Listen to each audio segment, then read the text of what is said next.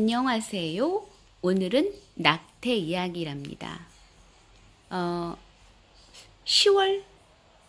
아니, 9월 29일인가요? 9월 29일 토요일? 녹색당에서 낙태 금지법에 대한 시위를 한다고 하거든요. 관심 있는 친구들은 녹색당에 문의를 하셔서 함께 참여하시는 것도 방법일 수 있겠습니다. 오늘은 낙태 이야기인데요. 필요한 피임을 한 상태라면 원하지 않은 임신 가능성은 거의 없어요. 원하지 않는 임신이란 무지나 무시에서 비롯될 수밖에 없는 것이죠. 어떻게 피임을 해야 하는지를 몰랐거나 알았으면서도 그 방법을 취하지 않았거나 일반적으로 월경이 시작되지 않는 것으로 우리는 임신 사실을 알게 되는데요. 하지만 그것으로 임신을 단정하기에는 충분치 않습니다. 어떤 여자들은 임신을 하고도 한두 번의 월경을 더 하는 수도 있기 때문이래요. 또 어떤 경우에는 임신하지 않았는데도 월경이 멈추기도 하거든요. 말하자면 불순, 그러니까 임신이 불순했을 때를 말하는 거죠. 그럴 경우는 이제 건강에 이상을 체크하는 것이 바람직하겠습니다. 소녀들이 임신에 대한 극도의 두려움을 가질 때 그런 일이 발생하기도 한답니다. 임신을 한 것 같다고 느낀다면 나이가 몇 살이건 간에 산부인과 의사에게 가서 진단을 받아보는 것이 좋아요. 의사들은 환자의 비밀을 지켜줄 의무가 있으므로 자신이 알고 있는 환자의 비밀을 그 어느 누구에게도 말하지 않습니다. 심지어는 부모에게도 말할 수 없도록 되어 있대요. 근데 이 시스템은 프랑스 책을 번역한 거라 프랑스에 적용되는 말일 수 있겠고 우리나라는 어떨지 모르겠습니다. 아이는 살 권리가 있으며 동시에 좋은 환경에서 자라날 권리도 있습니다. 임신한 엄마가 나이가 너무 어려서 아직 자신의 삶을 책임질 수 없을 때, 아직 직업도 없고 아이를 키울 공간도 없을 때 엄마는 아이에게 매우 열악한 환경을 제공할 수밖에 없으며 그러한 조건은 아이의 평생 삶에 영향을 미칠 겁니다. 어린 나이에 임신 사실을 알게 되면 충격에 빠질 수밖에 없는 것은 당연하겠죠. 그러나 그것이 지울 수 없는 평생의 낙인이 될 거라고는 생각하지 말아야 합니다. 이성을 되찾고 지금 이 상황에서 벗어날 수 있는 방법이 있다는 사실을 본인에게 환기시켜야만 한답니다. 합법적, 불법적 낙태. 뱃속 아이가 생겼고 그 아이가 지금 세상에 나오게 되면 정말로 서로에게 안 좋을 것이라는 결론을 내렸다면 너는 아이가 뱃속에서 성장하는 것을 멈추게 할 수 있어. 다시 말하자면 낙태를 할 수 있다는 뜻이야. 낙태란 유쾌할 수 없는 작은 수술을 말해. 그러나 정식 의사들에 의해서 병원에서 행해진다면 특별히 위험할 것도 복잡할 것도 없는 매우 간단한 수술에 속하지. 낙태에는 합법적인 것이 있고 불법적인 것이 있어. 대부분의 부모는 너희가 원치 않는 부적절한 임신을 하였을 경우 도우려 할 거야. 그것은 너희를 위한 것이기도 하지만 동시에 부모 자신을 위한 것이기도 하거든.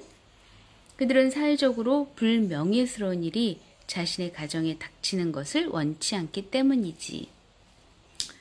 프랑스를 비롯해서 대부분 유럽 국가에서는 본인의 선택에 의한 낙태가 가능하다고 합니다. 지금 우리나라는 낙태가 불법이라는 얘기를 지금 하고 있거든요.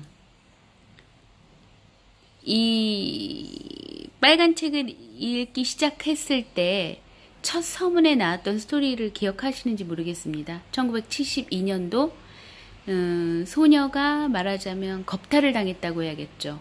그래서 원치 않는 임신을 해서 엄마가 낙태를 결정했는데 그때 당시에 프랑스에서는 낙태가 불법이었다고 해요. 그래서 선고를 받았고 그래서 그 소리를 듣고 많은 프랑스 여성, 성공한 여성들이 뭐 예를 들면 뭐 기자, 교수, 작가, 의사 뭐 이런 여성들이 나는 잡년이다. 나도 쳐 넣어라. 뭐 이런 시위를 했겠죠. 한 300명 넘게. 했겠죠가 아니고 했다고 해요. 그래서 그 낙태 금지법이 금지를 금지시켰어요. 낙태 금지를 금지시켰습니다. 그래서 오늘날 프랑스는 낙태는 온전히 본인의 선택에 의해서 결정할 수 있다는 사실을, 그래서 프랑스는 배유법이 제정된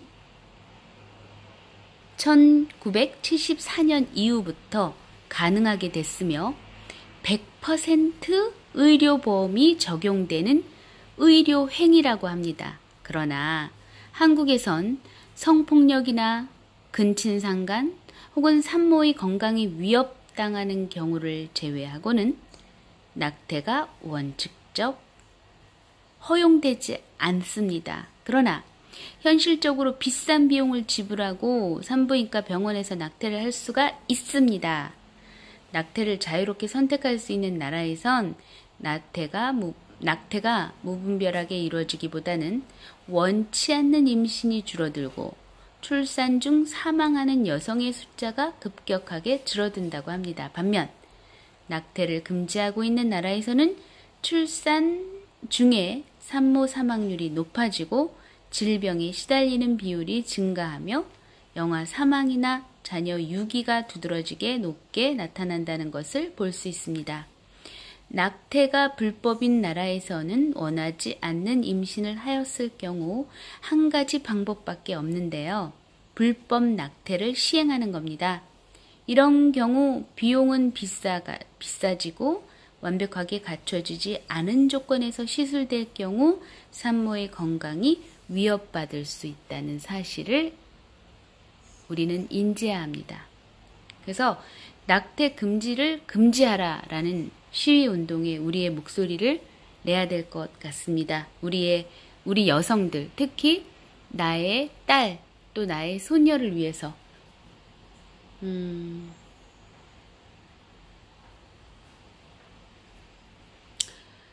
그래서 그들은 사회적으로 명예스러운 것이 자신의 가정에 닥치는 것을 원치 않기 때문에 대부분의 경우 자신들의 딸이 비혼모가 되도록 놔두지 않으려고 한답니다.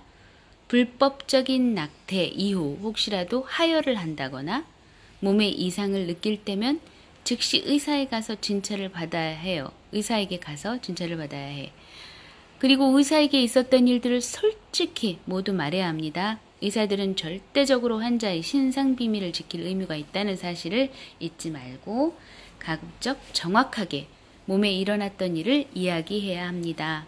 많은 소녀가, 특히 시골에 사는 소녀의 경우 임신한 상황에 절망하여 혼자서 여러 가지 방법으로 낙태를 해보려고 시도하기도 하지요. 그리고 혼자서 낙태할 수 있는 방법에 대한 수많은 이야기들이 나돌아다니죠. 그러나 그런 이야기는 신뢰할 수 있는 것이 거의 없을 뿐만 아니라 산모의 건강에 치명적인 악영향을 끼칠 수 있다고 합니다. 낙태의 종류, 의학적 관점에서 두 가지 종류의 낙태가 있는데 그 첫 번째는 생리가 멈춘 이후 첫 12주 이내에 이루어지는 낙태, 그리고 12주에서 17주 사이에 이루어지는 낙태가 있는데요. 3개월이 지난 이후의 낙태는 이보다 훨씬 더 복잡한 의학적 과정을 거쳐야 하며 4개월이 지난 후의 낙태는 출산만큼이나 복잡한 일이 되는 거죠.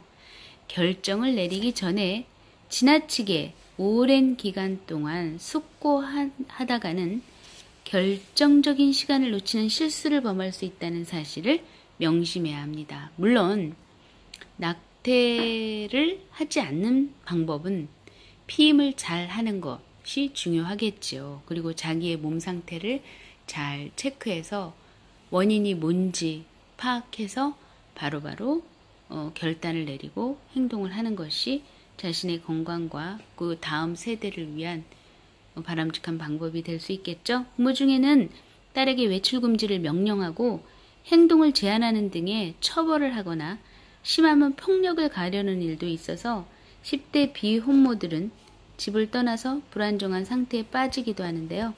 또한 어떤 학교에서는 임신을 했다가 낙태를 한 학생을 처벌하거나 학교에 나오지 못하게 하는 일도 있다고 하는데요.